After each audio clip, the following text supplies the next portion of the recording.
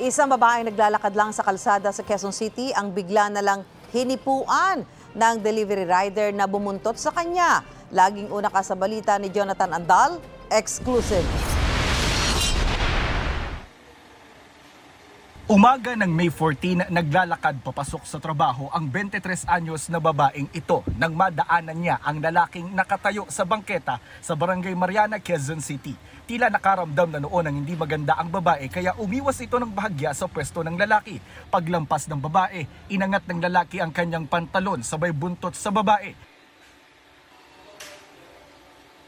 Maya-maya lang bigla na nitong hinipuan ng babae sa bandang likuran. Napatakbo palayo ang biktima. Tumakbo rin ang nanghipo papunta naman sa kanyang motorsiklo para tumakas. Ang babae takot na nagsumbong sa barangay. Nanginginig po sa takot.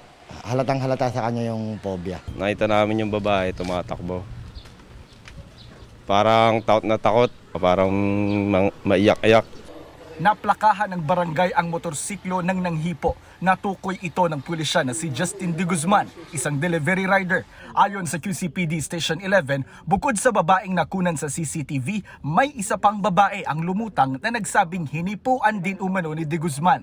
Actually, itong victim na to, siya yung nagbigay sa atin ng name.